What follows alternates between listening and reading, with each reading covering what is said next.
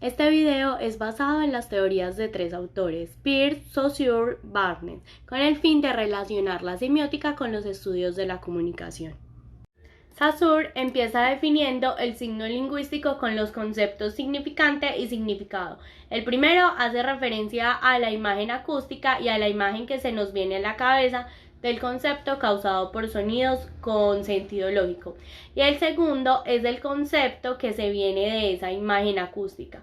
Un ejemplo del capítulo 43 del primer párrafo es la palabra amanecer. Aparece en el horizonte la luz del sol, dando comienzo a un nuevo día. En otras palabras, la palabra amanecer es el significante y su significado sería: aparece en el horizonte la luz del sol, dando comienzo a un nuevo día.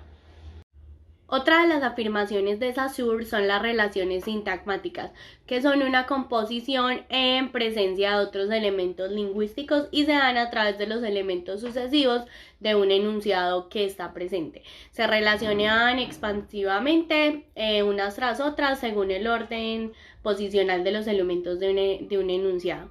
Un ejemplo del capítulo 43 es: hacia las 6 ya había despachado toda la correspondencia y tomado todas las disposiciones necesarias para sus planes. Se metió en los bolsillos dos pequeñas pistolas de viaje, se ajustó la hebilla del cinturón y cerró el escritorio. Entonces fue a despertar a su hija. En el anterior texto es un sintagma verbal, puesto que no se menciona en ningún momento un pronombre, sino que se hace referencia meramente a los enunciados a las acciones de ese momento. Y las relaciones paradigmáticas es lo que está implícito y oculto en el texto, pero que se pueden percibir o deducir al leer o escuchar una oración. Como ejemplo, se puede utilizar el primer párrafo de la obra. Aliviado, casi satisfecho, saltó de la cama, tiró del cordón de la campanilla y ordenó al criado, que entró medio dormido, que empaquetara ropas y provisiones, porque pensaba viajar al amanecer hacia Grenoble, en compañía de su hija. Entonces se vistió y sacó la cama al resto de la servidumbre. Esta es una relación paradigmática porque se sabe quién es la persona que está haciendo la acción. Según Barnett, el mito es un habla, es un decir, es un sistema de comunicación, un mensaje sujeto a unas condiciones lingüísticas que lo caracterizan. Un ejemplo del capítulo 43 es: en el primer párrafo podemos observar una frase que dice: ¿cómo se levanta Richie de su cama para viajar? Es ahí donde se está generando una acción y crea expectativas de cómo se realizan las cosas y una acción de un enunciado. Con Peirce, él nos propone una triada o un triángulo que es secuencialmente, que se conforma de la primeridad, segundidad y terceridad. La primeridad, según Charles Peirce, es cuando se presenta el signo tal y como es y en su existencia, pero que no sufre ningún cambio. Aquí los signos pueden ser cualisigno, sin signo y legisigno. Empezamos con el cualisigno, que es la cualidad del signo. Un ejemplo según el capítulo 43 son negro, belleza, regio y lentitud. Está el sin signo, que es un objeto o un evento real que pasa solamente una vez. Por ejemplo, el monasterio de San Honorat, montaña de Tanneron y la cárcel estatal de If. El legisigno es un signo que es una ley que es establecido, digamos, por una sociedad. En este caso, del capítulo 43 podría ser el gobierno de Francia.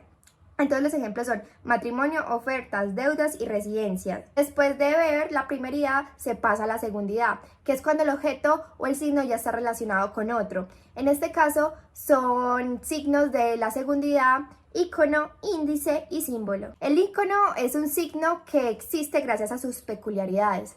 Por ejemplo, en el capítulo los ejemplos son Laura Richis, Antonia Richis y el asesino de doncellas de Grace. El índice es cuando un signo está afectado por otro. Por ejemplo, en el capítulo, un ejemplo sería el fuego. El fuego es un índice porque para que haya fuego tuvo que haber una combinación de unos químicos o del mismo calor. El símbolo es cuando su significado es completamente arbitrario a su representación universal. Un ejemplo sería matrimonio, lentitud, derrota, satisfacción, pánico, desafío y seguro. Después de la primeridad y la segundidad se pasa a la terceridad, es cuando hay una interpretación del interpretante. Entonces, en estos son signos.